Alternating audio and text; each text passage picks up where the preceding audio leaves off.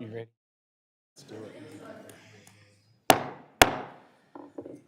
The committee will come to order. The chair notes the presence of a quorum. Pursuant to committee rules, members of the committee may submit written opening statements for the record. Ask that members may revise and extend their remarks on the bills to be considered at this markup and have those remarks included in the record without objection. So ordered. Without objection, the chair is authorized to declare recess of the committee at any time. Pursuant to Rule 3I, the chair announces that I may postpone further proceedings today on the question of approving any measure or matter or adopting an amendment on which a recorded vote is ordered. I now recognize myself for an opening statement. Good morning, and thanks to everyone for joining us for our full committee markup.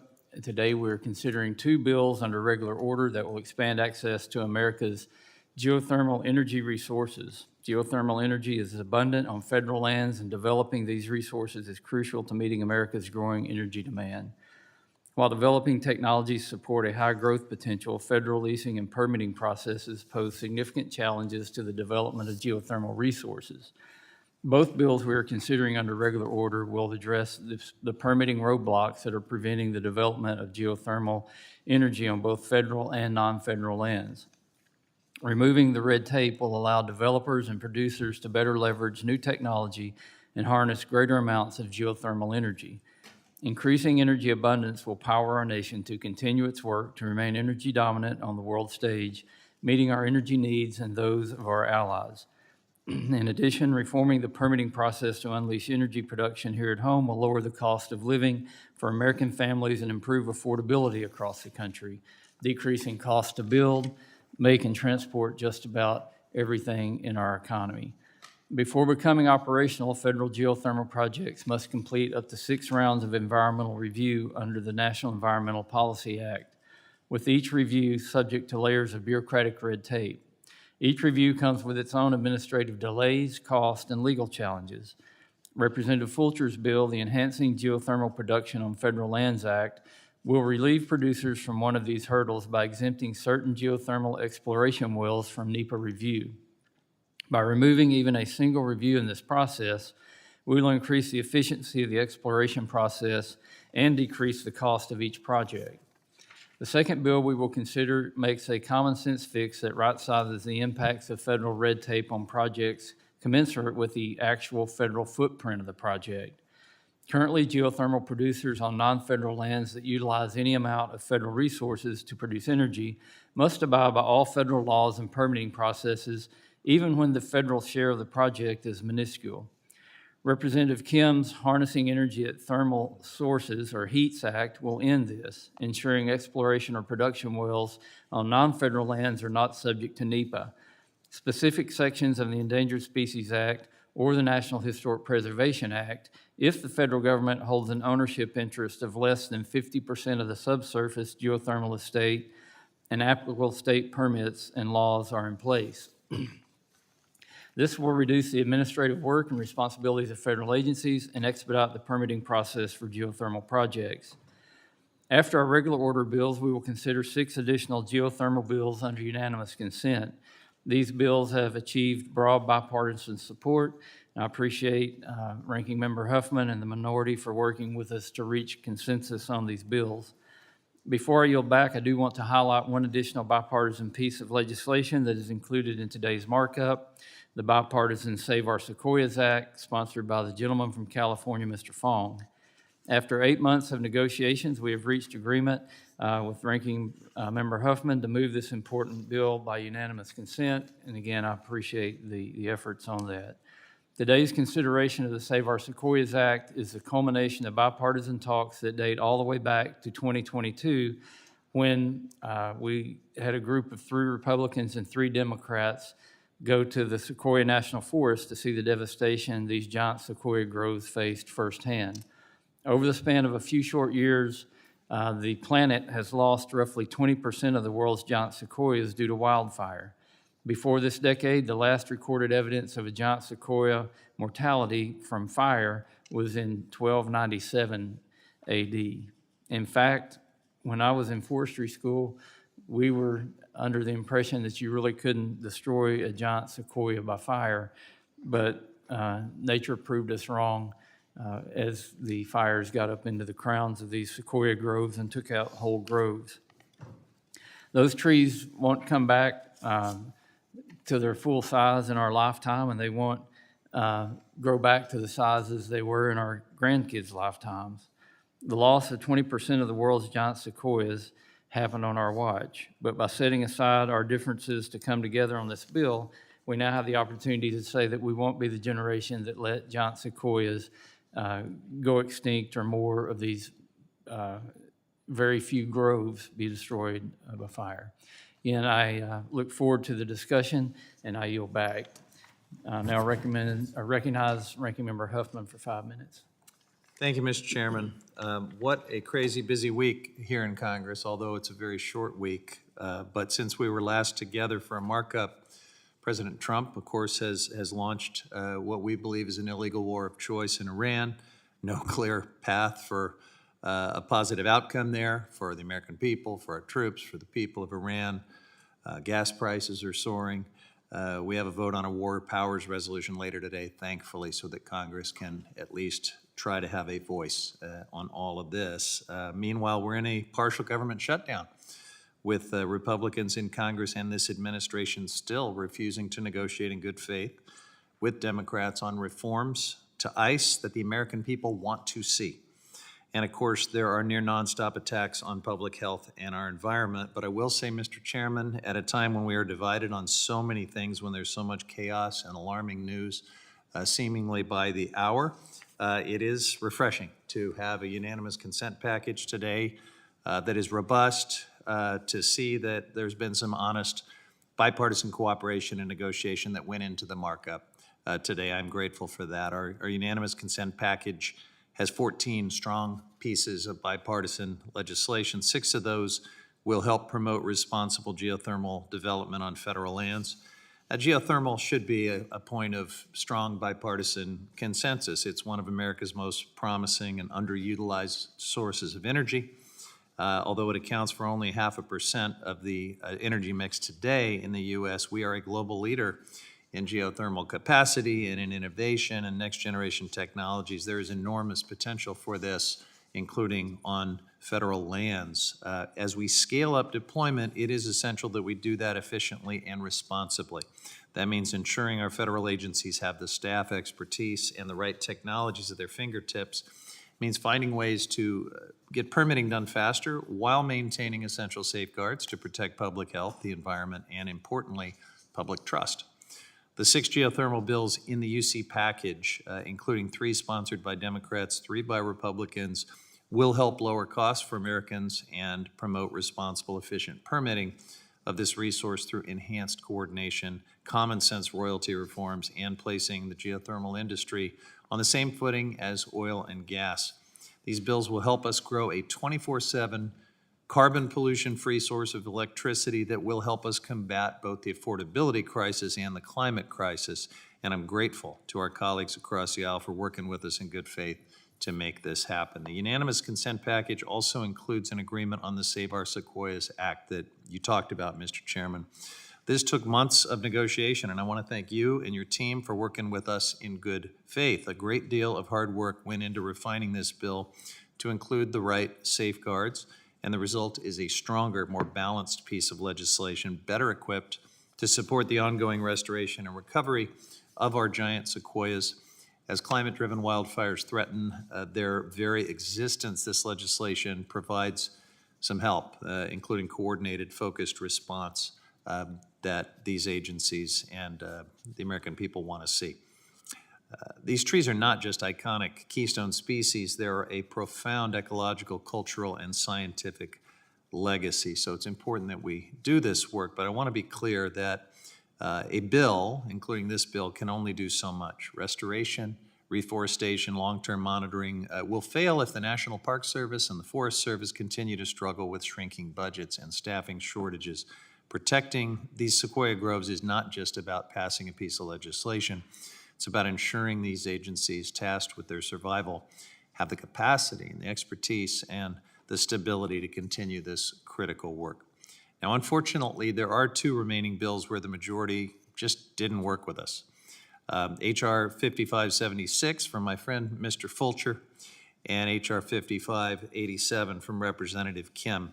Mr. Fulcher's bill amends the Geothermal Steam Act of 1970 to fully exempt certain exploration activities from NEPA, despite the fact that BLM has recently developed and adopted several categorical exclusions for similar activities. I wish, Mr. Fulcher, that you would work with us. I hope you still will as this bill goes forward, because right now you've got a bill that exempts projects entirely from NEPA, as well as waiving Endangered Species Act requirement, undermining National Historic Preservation Act protections. It doesn't need to have loopholes that big. We can tighten this up and make the bill better. And I hope you'll take the chance to work with us so we can have stronger and broader bipartisan support for what, again, should be a place of strong bipartisan consensus. But taken together, it's a wholesale waiver of permitting and stewardship responsibilities, and for that reason, I will be opposing that bill as well as HR 5587 and urge my colleagues to do the same.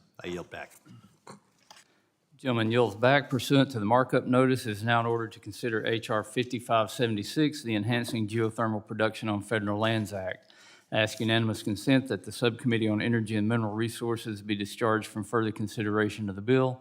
Without objection, so ordered. Without objection, the bill will be considered as read and open to amendment at any point. Does any member wish to be recognized for purpose of debate on this bill? Thank you, Mr. Chairman. Mr. Fulcher, you're recognized. Thank you, Mr. Chairman. And my good friend, Mr. Huffman, I'm happy to connect on this further. The way you had described it is not my understanding of the implementation on this. And so what we've got is a situation where the NEPA process can be implemented multiple times in regard to these projects. And geothermal projects on federal managed land may be subject to environmental review process as many as 6 times and require a separate review at every phase of that development. And so the intent is to try to streamline that so that it doesn't have to just go through multiple reviews for the same thing over and over and over again. And the time, the challenge time and all that can be multiplied up to 6 times. So what we're trying to do is streamline that back. And again, happy to engage with you if that's not the interpretation that you have, but that is the intent, and that's what I believe we're trying to say and do here. But the urgency has to do with just our overall need for energy and the fact that this is really, really a good source. The environmental impact of it is minimal on the surface, but the energy production, the stability and the base load and the cost and whatnot, comparatively speaking, is just a real attractive solution, in my opinion, amongst others that may not be as attractive. So that's the purpose of this. And with that, Mr. Chairman, I yield. And the gentleman yields back. Is there further discussion on the bill? Okay. Mr. Huffman, you're recognized. Thanks, Mr. Chairman. So this bill, as we read it, would waive all NEPA analysis for certain geothermal exploration activities. As originally introduced, the bill at least paired that waiver with some direction for Interior to do a programmatic review of geothermal development on federal lands and identify priority areas of leasing. But in the ANS, the majority decided to strike that programmatic work and that priority designation process entirely. So that's one of the problems that perhaps we could resolve if we work together going forward. Now, all that's left in the bill is just a blanket NEPA waiver for exploration activities that disturb up to 8 acres and drill well holes up to 13 3/8 inches in diameter. So I am opposed to the legislation in that form for a couple of reasons. We often talk about giving geothermal parity with oil and gas for permitting. Nothing like what I just described exists for oil and gas. And I would much prefer that we didn't set this race to the bottom precedent where every sector will now want the new loophole. Also, this is not even a legislative categorical exclusion, which also gives me cause. It is just a full NEPA waiver. which is a step further. And finally, as I've said several times, categorical exclusions should be left up to agency staff to decide what is appropriate and developed accordingly. Congress is not well suited to make these calls on highly technical decisions about acreage limits and well diameters and things like that. These determinations are better left to agency staff on the ground who know what they're doing, who work these projects every day, and can evaluate what activities consistently do or do not do with respect to environmental impacts. Now, I am sure the majority did their homework when they came up with exploration activities that impact exactly 8 acres with a well diameter of exactly 13 and 3/8 inches or less. The industry is changing rapidly, and who knows if that's the well diameter that will be sufficient into the future. Another reason why Congress should just leave this to the folks that know what they're doing and don't try to codify these categorical exclusions. In fact, the last time this bill was introduced, it was a 5-acre limit with a well diameter of 13 inches. So what the heck are we doing here, folks? Let's stay in our lane. 2 years before that, another 2 years before that, it was 5 acres and 9 inches. So you get the point. These numbers keep changing because geothermal technology and industry practices keep evolving. That is exactly why we should not be hard-coding technical thresholds into statute. And I must point out that over the last several years, the BLM has adopted several categorical exclusions from other agencies and its own for geothermal exploration and resource confirmation. We do not need to do this. The BLM has the authority that it needs. In April 2024, BLM adopted CEs from the Forest Service and the Navy under authorities granted in the Fiscal Responsibility Act with respect to amendments to NEPA. And these CEs cover certain geothermal exploration operations. That includes seismic surveys, temporary drilling, as well as pre-lease exploration for mapping and surveys. In January, BLM finalized a new CE for geothermal resource confirmation that allows drilling and testing with less than 20 acres of disturbance. And previously, developers would often need environmental assessments for both exploration and resource confirmation. So these CEs will take care of that. In October 2024, BLM began the process of developing a CE for that first step for geothermal exploration operations, the very same activities covered by this NEPA waiver target we're talking about today. So public comments were due for that in November of 2024. Unfortunately, the Trump administration has not made any announcements about next steps. As we saw under the Biden administration, BLM can get these CEs done quickly, especially when Congress uses its oversight power to push them instead of launching off on legislative adventures like this. I urge my colleagues to oppose this bill and reconsider the basic strategy here. If we work together, we can get better policy enacted faster. I yield back. Is there further discussion on the bill? Mr. Stauber, you're recognized. Yeah, thank you, Mr. Chair. I rise in support of H.R. 5576, introduced by my good friend from Idaho, Representative Fulcher. This bill streamlines permitting for a clean source of energy that our colleagues on both sides of the aisle can support. In fact, today we're advancing several bills introduced by colleagues on both sides of the aisle, which will help advance development of this important resource. Representative Fulcher's bill streamlines the NEPA permitting process during the exploration phase of projects that do not have a large footprint. The bill would also require the Department of the Interior to designate geothermal leasing priority areas on federal lands that are economically viable for geothermal energy production. Geothermal energy has serious potential for growth in this country, but the best reservoirs are located in the West on federal lands, where the BLM is notorious for holding up the permitting process.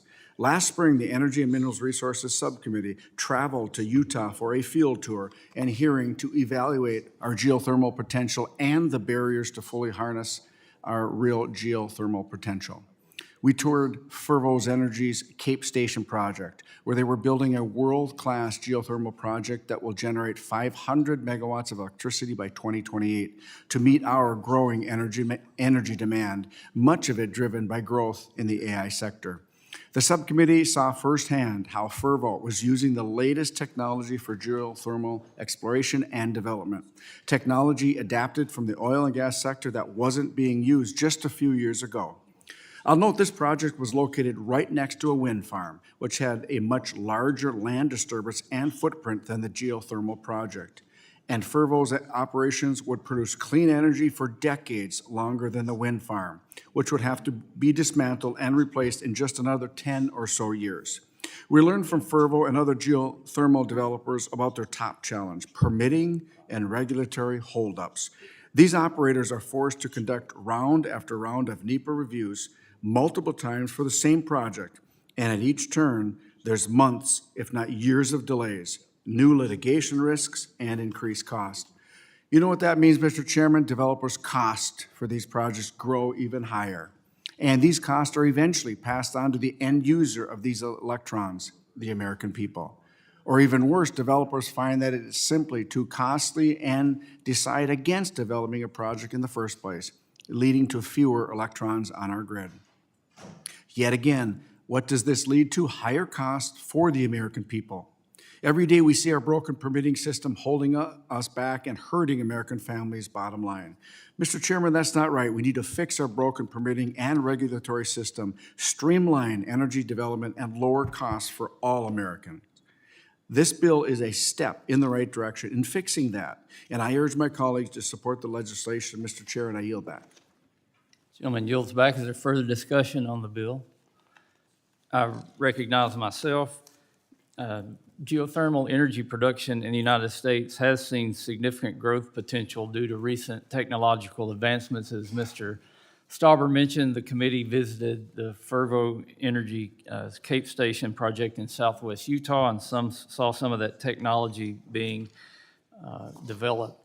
Geothermal energy has grown 8% just from 2020 to 2024, but as Mr. Huffman mentioned, it's still only a fraction of the percent of the total energy production in our country, but it has a very promising future, both from the standpoint of basically no fuel cost, the minimal impact on the surface to utilize geothermal energy, and a lot of other benefits as we look at the vast areas across the country where geothermal energy could be developed.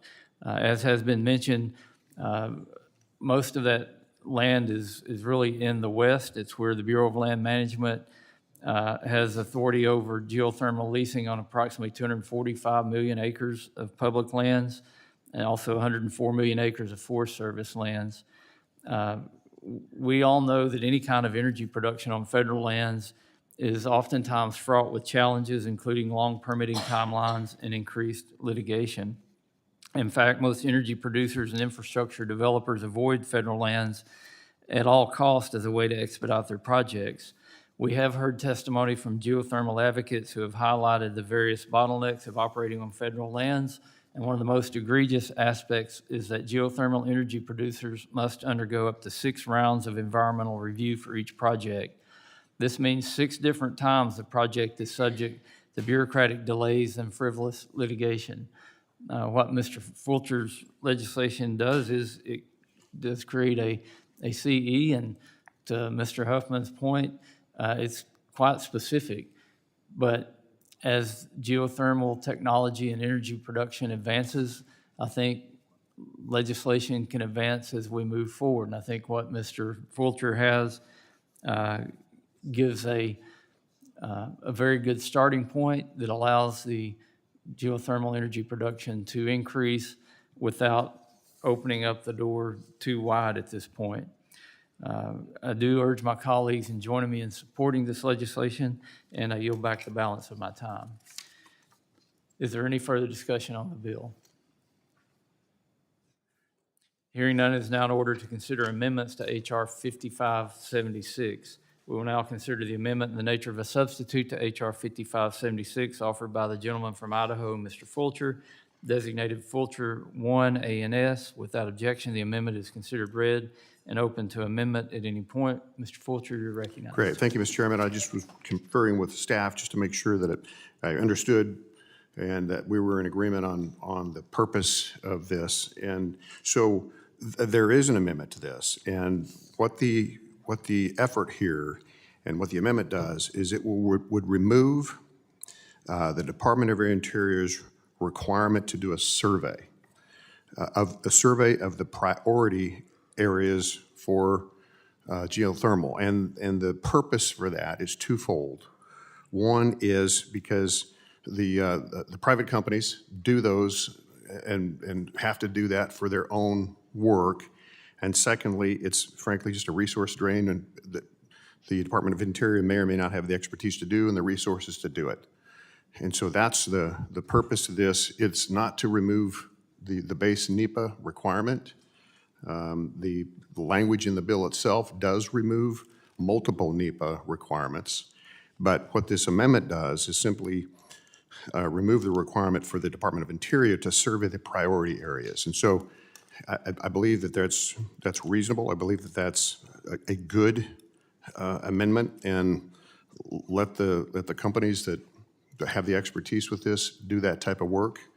And with that, Mr. Chairman, that's the layman's description of this amendment as I understand it, and I yield back.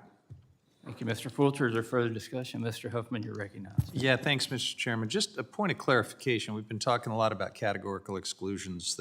We've read the text of this ANS, and this does not legislate a categorical exclusion. It says that these projects with these very specific parameters are not major federal actions under NEPA, so they just get a blanket exemption. They don't have to do any NEPA review at all. That is different than a categorical exclusion, and I think it's a distinction that is significant. With that, I, of course, will oppose the bill in the ANS and yield back. Is there further discussion on the amendment? If there's no further discussion on the amendment, it is now in order to consider amendments to the ANS to H.R. 5576. We will now consider the amendment designated Huffman number 1, offered by Ranking Member Huffman. Without objection, the amendment is considered read. Ranking Member Huffman, you're recognized. Thank you, Mr. Chairman. All right, I'm going to try to help my friend fix his bill here and get it on the right track and earn my vote, which I would love to be able to provide him, because I support geothermal energy. I think we all do. This bill would simply strike the NEPA waiver in this legislation and replace it with what the bill should do, which is to direct the Department of Interior within 1 year of enactment to develop additional CEs. The department should develop CEs because they've got the expertise. They will have the flexibility to figure out well diameters and acreage limits and other specifics that Congress should just stay the heck away from. And this will apply to geothermal observation test projects and exploration projects if appropriate. The Secretary, of course, has to comply with NEPA when developing these new CEs and consider any applicable extraordinary circumstances in determining whether to use any categorical exclusions. Those are sensible guardrails. That is not some far-left dream. And I took this language almost word for word from a bipartisan piece of work in the Senate on the same subject. Chair Mike Lee and Ranking Member Martin Heinrich and their bipartisan geothermal bill from last Congress. Now, as a reminder, a version of Mr. Fulcher's bill has been introduced in every Congress since 2019. It has been 7 years of this stubborn effort. And if the majority adopts my language today, we could end this Groundhog Day rerun, and the bill could pass the House in the next few weeks.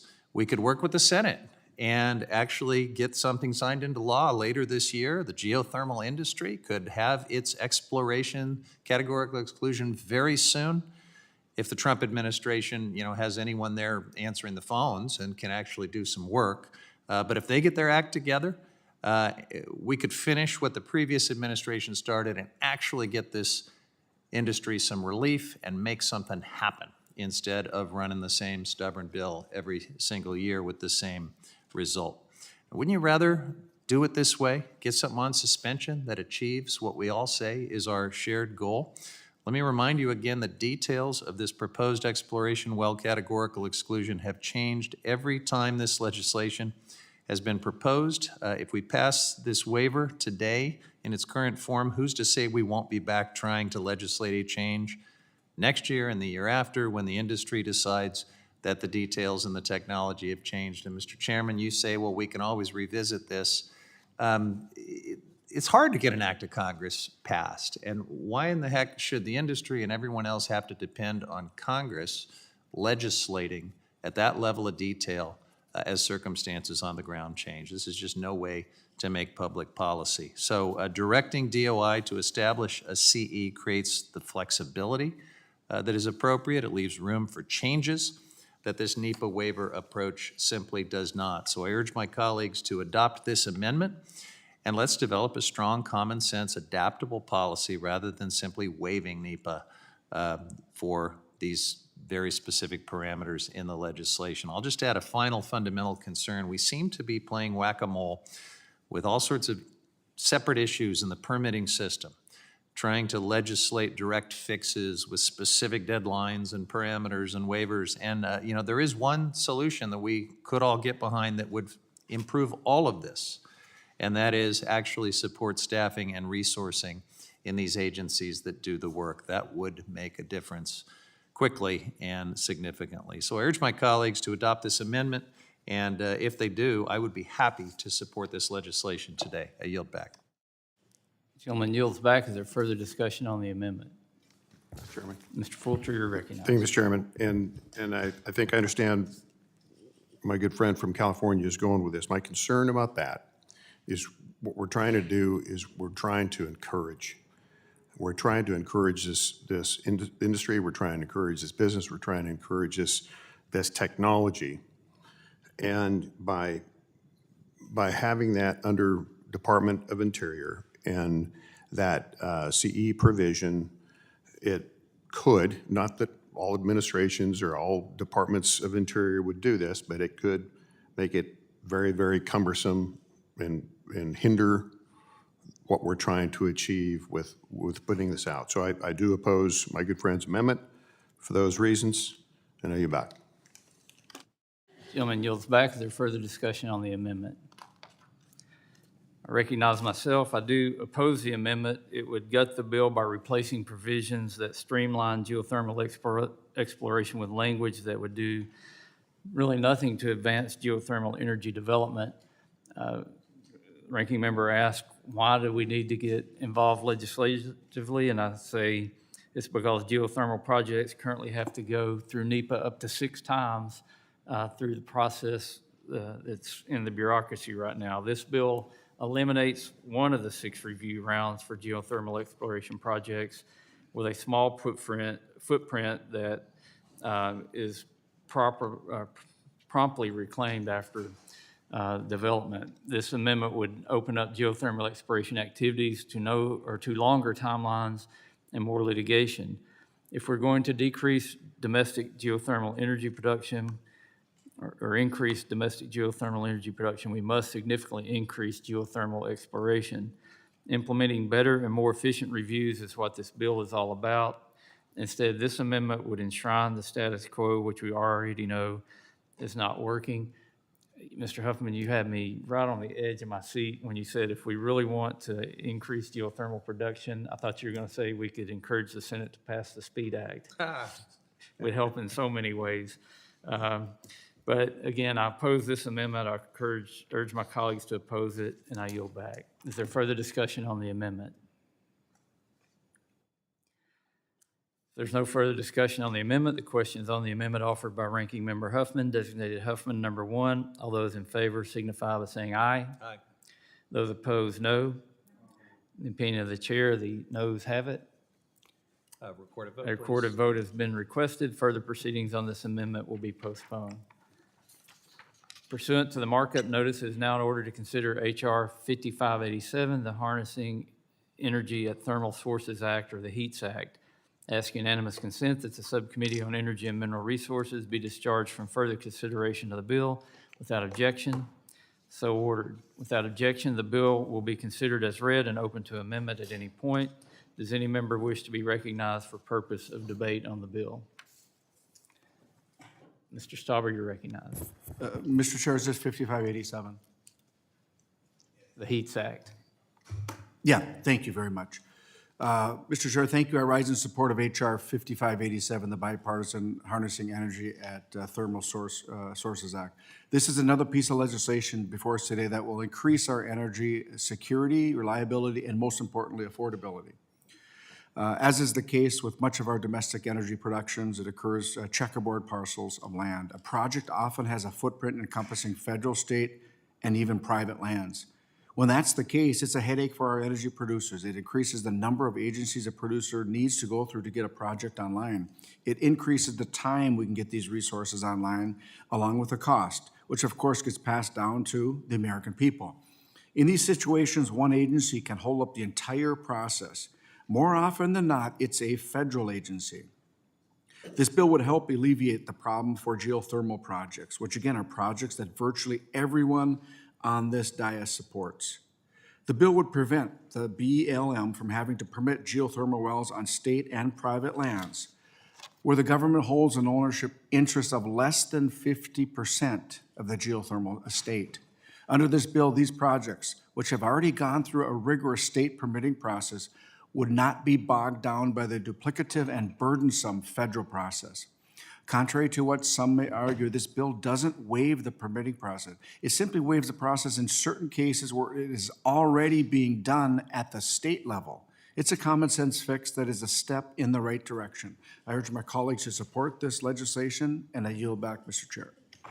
Gentleman yields back. Is there further discussion on the bill? Mr. Huffman, you're recognized. Thank you, Mr. Chairman. I am grateful to see my colleagues eager to work on renewable energy development on public land, something President Trump and Secretary Burgum have made far too challenging these days.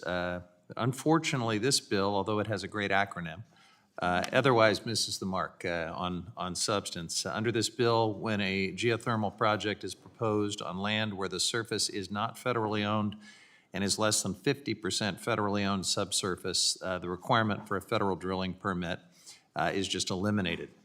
And this may sound innocuous. Without this federal permit, however, the core safeguards for development affecting federal resources would disappear. And that includes requirements under NEPA, under the National Historic Preservation Act and the Endangered Species Act. All of it would be waived for the geothermal exploration, development, and production activities covered under this bill, and that goes entirely too far. It would be bad news for communities on the ground.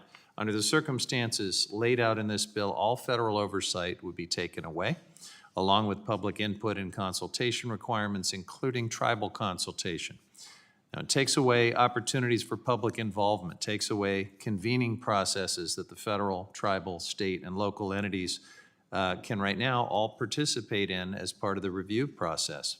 These processes help agencies identify health and safety concerns and other potential conflicts over resources owned by all Americans, even if they are below ground. This public input and compliance with federal laws like NEPA, National Historic Preservation Act, NESA, are essential to building a solid foundation for our clean energy future. We don't need to waive them entirely. And because, let's be clear, underground drilling can still have impacts above the ground. We should know that.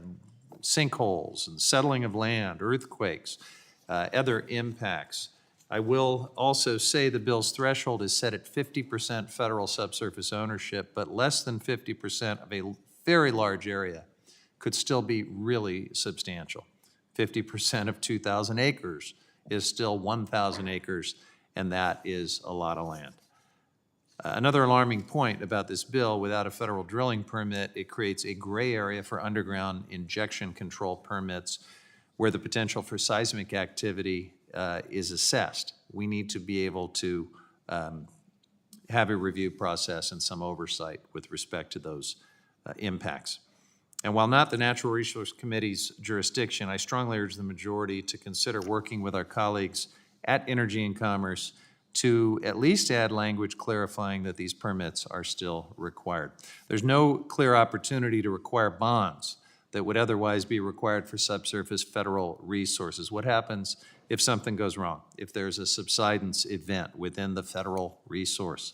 States and taxpayers would be on the hook, but there would be no way to address the bond that otherwise would protect them. We're talking about publicly owned resources, even if you can't see them, which the federal government has an obligation to steward responsibly. And last, the oil and gas industry has been trying to get this policy enacted for its activities for years. So this is a precedent that we simply should not set in this bill. It will be something that we will see come back to us. To deploy clean energy, we don't need to create shortcuts and exemptions from oversight. What we need is to fully fund our agencies so they have the capacity to move things efficiently and quickly. I'm happy to work with colleagues across the aisle to advance responsible, well-balanced geothermal and other renewable energy development on federal lands, but this bill goes too far, and I urge my colleagues to vote no. Yield back. Gentleman yields back. Is there further discussion? I recognize myself, and I support H.R. 5587, sponsored by Representative Kim, which would reduce duplicative permitting requirements for geothermal projects operating on state and private lands. Currently, geothermal operators on non-federal land must satisfy all federal permitting requirements under NEPA, the Endangered Species Act, and the National Historic Preservation Act if their drilling produces any quantity of federal subsurface resources, even if the federal minerals share of total production is minuscule. So one of the things I want to point out here is we're talking about development on the surface that's totally off of federal land. So there's no federal surface land that is in question here. This is all subsurface. And we're simply saying that if the geothermal reserve goes under federal or onto federal subsurface land, that it exempts the project that's being developed on state or private land. The current process creates unnecessary delays for developers who must already comply with rigorous state-level permitting requirements. In reducing red tape, H.R. 5587 would also exempt the Bureau of Land Management from requiring permits for geothermal wells on state and private lands where the federal government owns less than 50% of the subsurface geothermal estate. Still, the legislation would uphold strong environmental standards by stipulating that federal requirements may be waived only if operators' drilling permits comply with state-level historic preservation laws. These common sense reforms will both streamline the permitting process for geothermal energy projects and reduce agency workloads, allowing BLM to focus on projects with a true federal nexus. I appreciate Representative Kim and thank her for her work on this bipartisan legislation, which will help to unleash the heat beneath our feet and provide abundant, clean, baseload geothermal energy for decades to come. Again, I encourage my colleagues to support H.R. 5587 and yield back. Is there further discussion on the bill? Hearing none, it is now in order to consider amendments to H.R. 5587. We will now consider the amendment in the nature of a substitute to H.R. 5587 offered by myself, designated Westerman 060 ANS. Without objection, the amendment is considered read and open to amendment at any point. Once again, I urge my colleagues to support the bill and with this ANS, which would amend the short title of the bill to be the Harnessing Energy at Thermal Sources Act of 2026 or the HEATS Act. I want to emphasize the importance of this legislation. Energy demand is projected to skyrocket in the coming years, and geothermal energy stands ready to meet the moment and bring gigawatts of new baseload power online. But to unleash geothermal energy's full potential, we must cut the red tape that is holding back key projects. I encourage everyone to vote for the ANS and the underlying bill, and I yield back. Is there further discussion on the ANS? If there's no further discussion on the amendment, it is now in order to consider amendments to the ANS to H.R. 5587. We will now consider the amendment designated Randall number 1, offered by the gentlewoman from Washington, Ms. Randall. Without objection, the amendment is considered read. Ms. Randall, you're recognized. Thank you, Mr. Chair. I think we can all agree in this committee that we want to ensure that our neighbors can access energy that is affordable and reliable. We are seeing community members face such an uncertain economic reality right now with tariffs and repeals of green energy funding and programming and war causing our economy to spiral.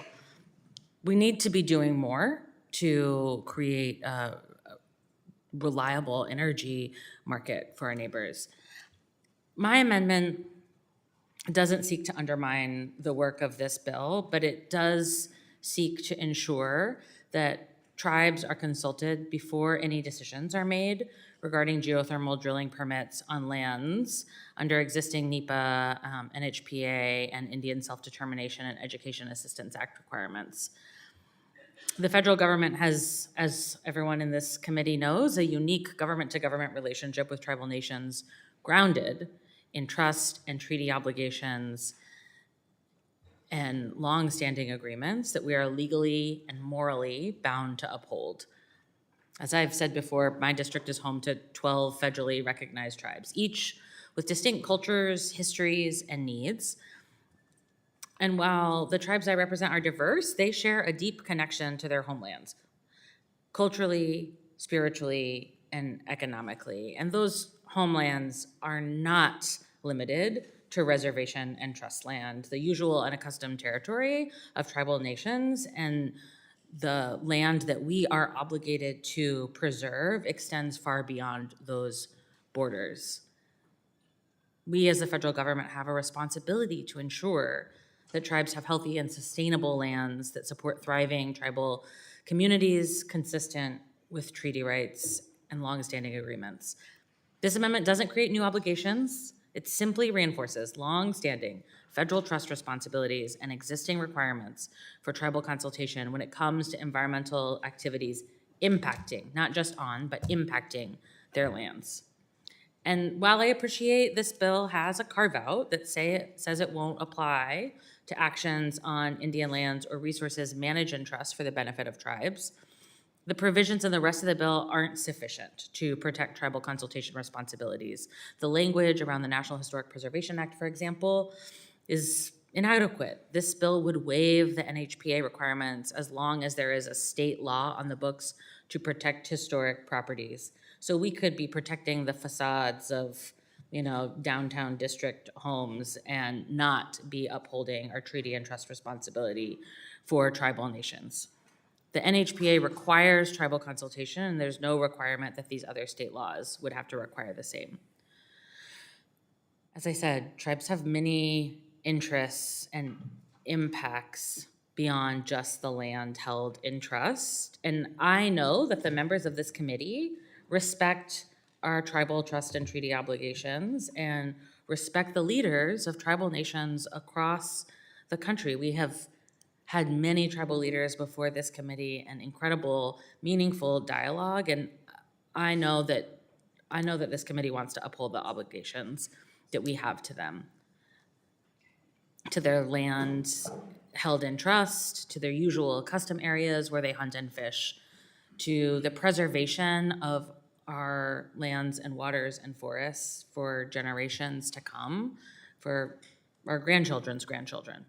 I urge all my colleagues to support this amendment, as failing to consult tribes meaningfully, not just checking a box, invites legal challenges, delays, recovery efforts, creates uncertainty for everyone involved, and is a moral and ethical failing. This amendment doesn't predetermine outcomes or block future actions. It just simply ensures that tribes have a seat at the table before irreversible decisions are made. Thank you, and I yield back. Gentlelady yields back. Is there further discussion on the amendment? Mr. Huffman, you're recognized. Thank you, Mr. Chairman. I strongly support this amendment, and it really should be kind of a no-brainer that I would hope our colleagues across the aisle would accept. This is a simple savings clause to make sure that tribes are not thrown under the bus and left out of the process entirely with no opportunity for consultation on projects that could be vast. Yes, we're talking only about surface activity on neighboring lands, but potentially vast subsurface impacts from some of these projects that could impact seismicity, could have subsidence, sinkholes, impacts on drinking water. It's not too much to ask to simply say that if you're going to create this massive loophole at least maintain tribal consultation as you go forward. I am glad that this legislation does not directly apply the huge waiver to tribal lands or other tribal resources, but they could still be impacted in a huge way. So this is a necessary common sense safeguard. We say we support tribal consultation. We say we respect tribal sovereignties. Here's a chance to actually put some meaning behind that, and I'm grateful to Representative Randall for bringing this issue to our attention. I urge colleagues to support this amendment and yield back. Gentleman yields. There further discussion? I recognize myself. I do oppose the amendment because it would maintain duplicative consultation requirements under the National Historic Preservation Act and other federal statutes for geothermal projects, again, operating on non-federal lands. The legislation does not apply to tribal lands or lands held in trust for the benefit of tribes. Federal tribal consultation would still be required for any geothermal development on tribal lands or on federal lands. This amendment is unnecessary as the bill already stipulates that National Historic Preservation Act may only be waived if operators comply with state-level historic preservation laws and go through the state permitting process. For these reasons, I urge my colleagues to support or to oppose the amendment, and I yield back. Is there further discussion on the amendment? If there's no further discussion on the amendment, the question is on the amendment offered by Ms. Randall, designated Randall number 1. All those in favor signify by saying aye. Aye. Those opposed, no. In the opinion of the chair, the noes have it. You want to record a vote?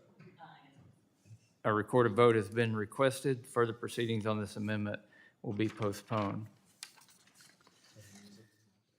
We will now consider the amendment designated Hernandez number 2, offered by the gentleman from Puerto Rico, Mr. Hernandez. Without objection, the amendment will be considered read. Thank you, Mr. Chairman. Mr. Chair, I Mr. reserve a Stauber. point of order against the amendment. The point has been recognized. Mr. Hernandez, you're now recognized. Thank you, Mr. Chairman. Puerto Rico, like much of the United States, faces an energy affordability crisis. My amendment would add language to the end of this bill to map Puerto Rico's potential geothermal resources with the long-term goal of reducing the cost of energy in the island, but also increasing the amount of energy that the island is able to produce. Last week, or actually this Sunday, my colleagues, Representative Randall, Representative Hoyle of this committee, joined me in presenting an affordability agenda that includes the pursuit and promotion of diverse energy sources in light of the sad reality that this administration has set aside all renewables or almost all renewables in pursuit of more fossil fuels. This is a simple issue of supply and demand. If we don't have enough energy supply to meet the demand, prices will go up. If we want to increase the supply, we should not discard renewables, we should promote them. My amendment would direct the United States Geological Survey in coordination with the Secretary of Energy and relevant agencies in Puerto Rico to conduct a geothermal systems assessment of the Commonwealth.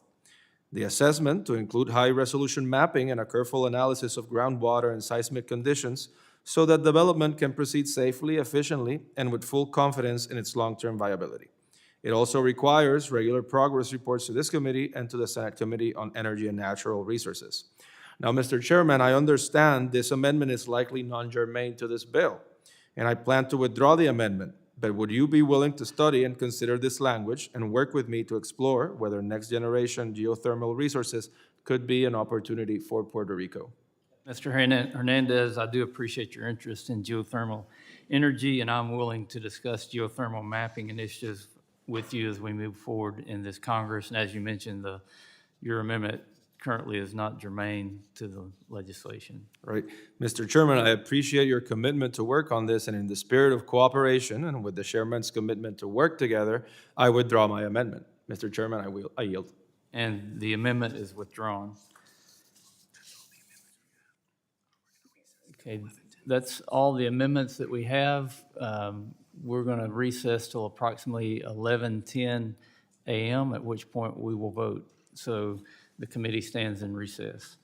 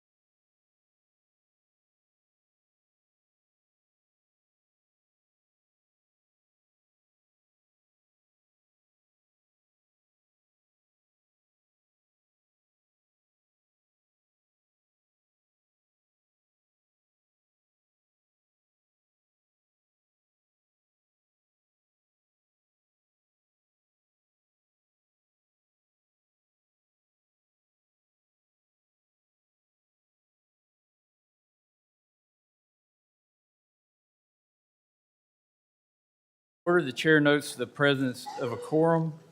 The unfinished business is on the request for recorded vote on amendments to the ANS to H.R. 5576.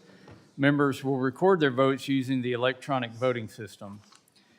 The question is on the amendment to the ANS to H.R. 5576 offered by Ranking Member Huffman, designated Huffman number 1, on which the noes prevailed by voice vote. The clerk will open the vote.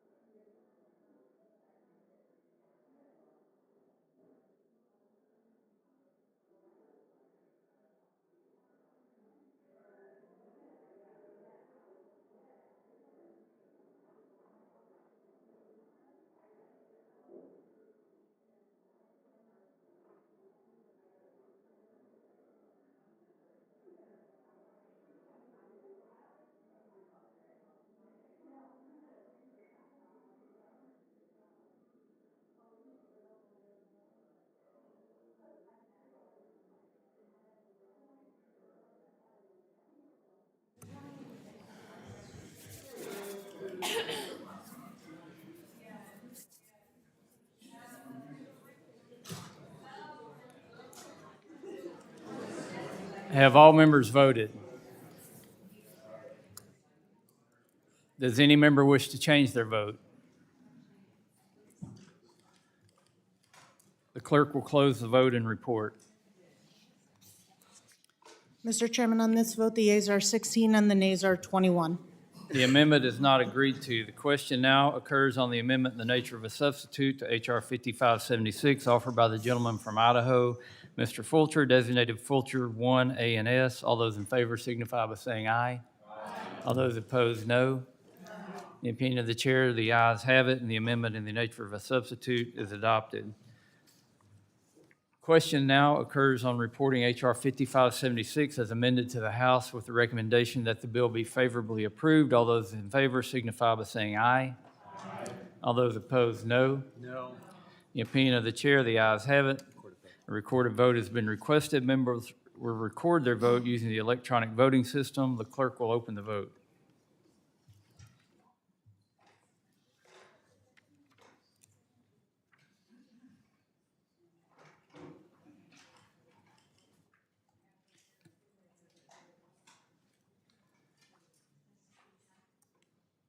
Have all members voted? Does any member wish to change their vote? Hearing none, the clerk will close the vote and report. Mr. Chairman, on this vote, the yeas are 21 and the nays are 16. The bill as amended is reported to the House with the recommendation that it be favorably approved. Without objection, the motion to reconsider is laid on the table. The unfinished business is on the request for a recorded vote on amendments to the ANS to H.R. 5587. The question is on the amendment to the ANS to H.R. 5587 offered by the gentlewoman from Washington, Ms. Randall, designated Randall number 1, on which the noes prevailed by voice vote. The clerk will open the vote.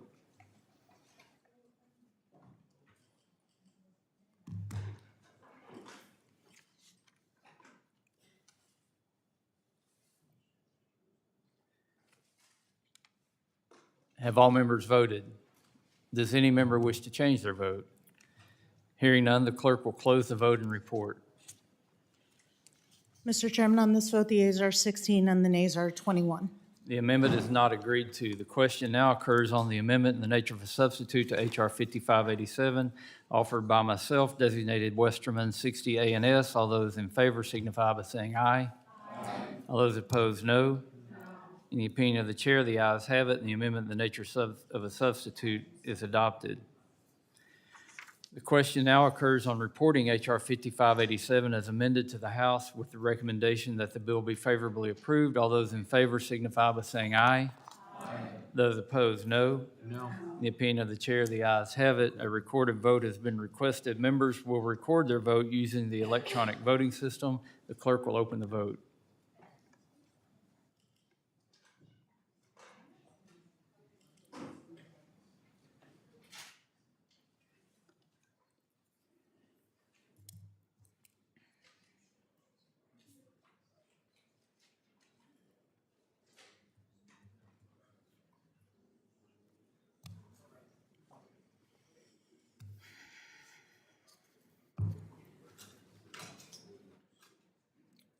Have all members voted?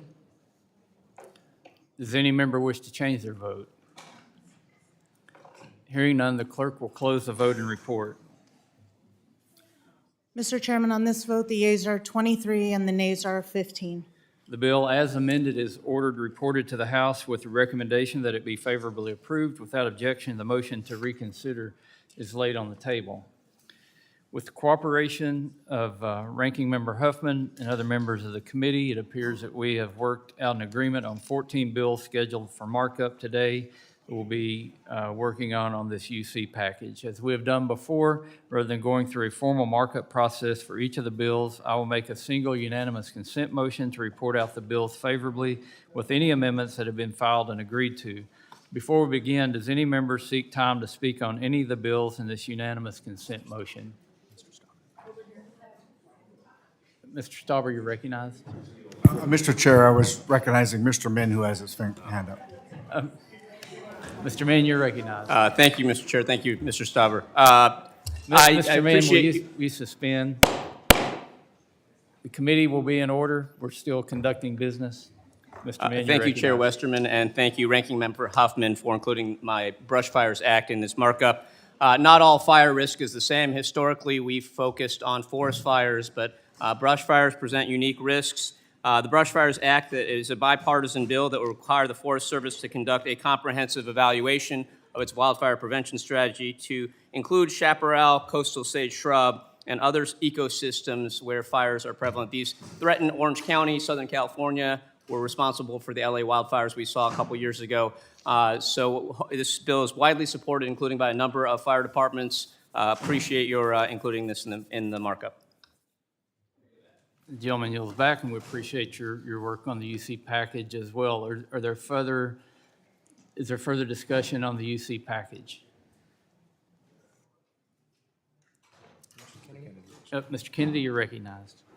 Thank you, Mr. Chair. Appreciate the work. And if anybody wants to get anything done, come to the Natural Resources Committee where bills actually move through. Thank you for the work on a bipartisan basis that we do together. And I appreciate the markup hosting for putting 3 bills from Utah on the docket, and that kind of attention is not unacknowledged.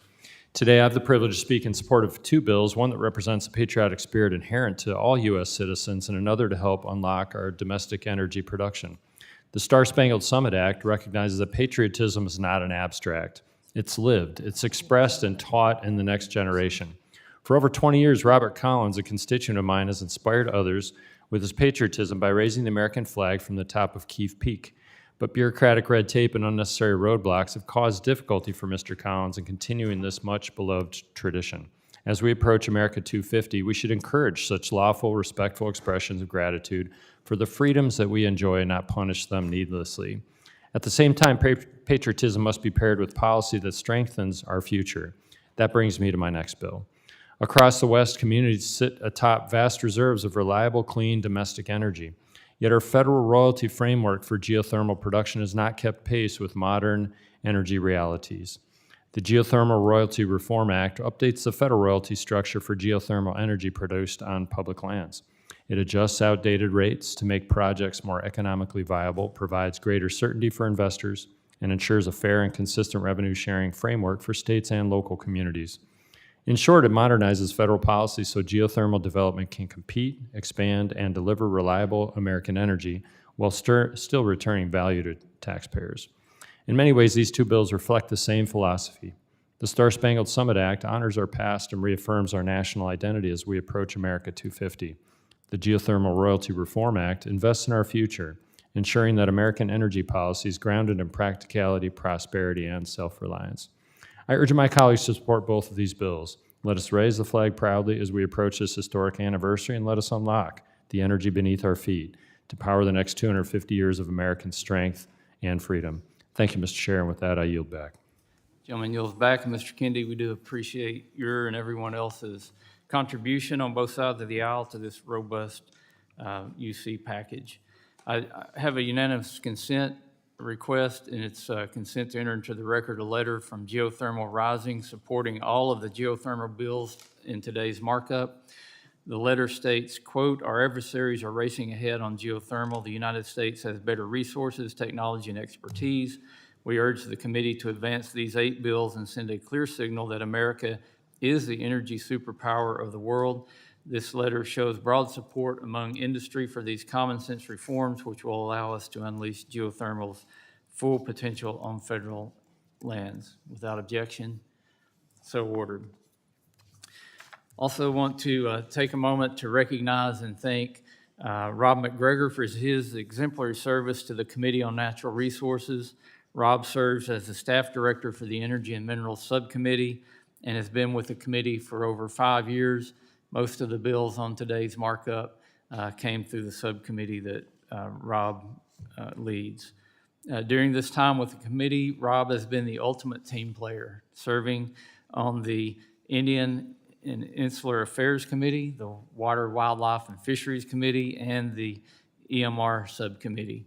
He takes every assignment as an opportunity and works it to the absolute best of his ability. His talent and leadership shone through at the EMR Subcommittee, where his tireless efforts resulted in numerous legislative accomplishments, including the majority of the committee's provisions in H.R. 1 in both the 118th and 119th Congress, the passage of the SPEED Act, H.J. Res. 140, H.R. 4090, H.R. 3066, and many, many more. Rob is one of the most seasoned and knowledgeable staffers on Capitol Hill, and he has been instrumental in the success of the committee. Rob is also a tremendous leader, mentor, and team member, and drawing from his days as a collegiate hockey player and collegiate football player, he never shies away from a challenge and remains calm in the storm. Although Rob is moving on from the committee to a new opportunity somewhere down on the other end of the Capitol, he will always be considered by me as team resources. We wish Rob and his wife, Michelle, all the best. We also wish him Godspeed in the upcoming congressional hockey game, and we hope he's able to maintain all of his teeth. Rob, we thank you for your steadfast service and commitment to the Committee on Natural Resources in the House of Representatives.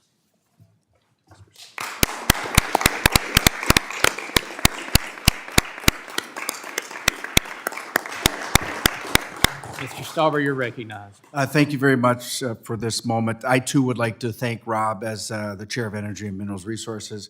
Rob has been a steadfast leader. He's very, very knowledgeable. There's not much more that I can say than what you said, Mr. Chair, but we're going to miss him, and he led a great team for many years, and I wish him and his wife the best as he moves over to the Senate side, and I know he's going to do a great job in that natural resources area. And Rob, it was my pleasure and actually privilege to be able to serve with you on the Energy and Minerals Resources as one of the leaders of the shop. So best of luck, and again, thank you for your hard work.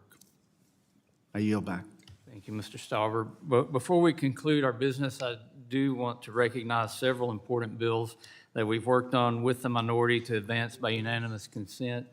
And again, appreciate the willingness to keep moving good legislation out of the committee. There's been a lot of hard work that's gone into reaching bipartisan consensus on these pieces of legislation. First are 6 bills, again from the Subcommittee on Energy and Mineral Resources, that continue our bipartisan focus on geothermal energy. Together, these pieces of legislation will help streamline federal permitting for geothermal projects, improve agency coordination and best practices, and provide geothermal developers with the regulatory certainty they need. H.R. 301, introduced by Representative Maloy, requires the Department of the Interior to do its job and continue processing geothermal permits and authorizations unless a federal court says otherwise. This will prevent the agency from delaying authorized projects out of fear of litigation. H.R. 398 allows the Bureau of Land Management to levy fees on geothermal operators to offset permitting costs, mirroring the cost recovery authority that exists for other types of energy projects. In another synchronizing move, H.R. 1077 extends the geothermal development certain categorical exclusions that are available for similar oil and gas activities. H.R. 5617 requires BLM to publish best practices for geothermal leasing and permitting, as the agency currently does for the oil and gas sector. H.R. 5631 by Representative Hurd establishes a geothermal ombudsman with BLM to facilitate coordination among field offices, assign expert personnel to geothermal projects as needed, and unify geothermal permitting practices. Finally, there's H.R. 5638 that Representative Kennedy discussed by allowing geothermal facilities to pay royalty rates based on their individual time and service. The bill ensures fair cost distribution for new geothermal facilities on federal land. Up next, in the UC agreement are 5 common sense bills from the Subcommittee on Federal Lands. I have previously mentioned H.R. 2709, the Bipartisan Save Our Sequoias Act, in my opening statement, but I would like to address it further. As Dr. Christy Brigham, a scientist at Sequoia and Kings Canyon National Park, recently observed, bureaucracy is slow, wildfire is fast. This bill will tackle that fundamental challenge by expanding and codifying emergency actions, eliminating bureaucratic redundancies, and improving coordination between governments, tribes, and private citizens. H.R. 2709 gives land managers the tools they need to work proactively when the sky is blue, not reactively when the sky is orange and sequoias are impelled by flames. H.R. 4684 by Representative Kennedy of Utah restores a treasured tradition in Provo, Utah, of placing an American flag at the top of a prominent local summit. This bill prevents the Forest Service from further halting this practice over a permitting issue. H.R. 2252, offered by Representative Fedorchak, authorizes several land transfers between the Department of Interior and the state of North Dakota. A true win-win, this bill will resolve checkerboard lands, incentivize greater energy and mineral production, and consolidate land for tribal benefit. H.R. 2768, sponsored by Representative Fleischmann, authorizes a study to determine the suitability of designating the Benton MacKaye Trail as a national scenic trail. Additionally, H.R. 3553 authorizes a study on the effectiveness of hazardous fuels reduction activities in shrubland and grassland ecosystems, as Mr. Min mentioned. I'm also pleased that today's UC agreement includes important bills from the Subcommittee on Indian and Insular Affairs. Representative Begich, H.R. 41, amends the Alaska Native Claims Settlement Act, or ANCSA, to allow certain communities in southeast Alaska to organize into Alaska Native urban corporations. Representative Ice's H.R. 5682 places approximately 860 acres of BLM-managed land into trust for the Pechanga Band of Indians. This includes Puesca Mountain, which holds immense cultural significance for the tribe. Finally, we will consider legislation from the Subcommittee on Water, Wildlife, and Fisheries. H.R. 3831, sponsored by Representative Webster, aligns federal and state laws to prohibit shark feeding in federal waters off Florida's coast. This will enable safer recreational uses of ocean resources and provide relief to Florida's fishermen. I support these bills and yield back. Is there any further discussion on the UC package?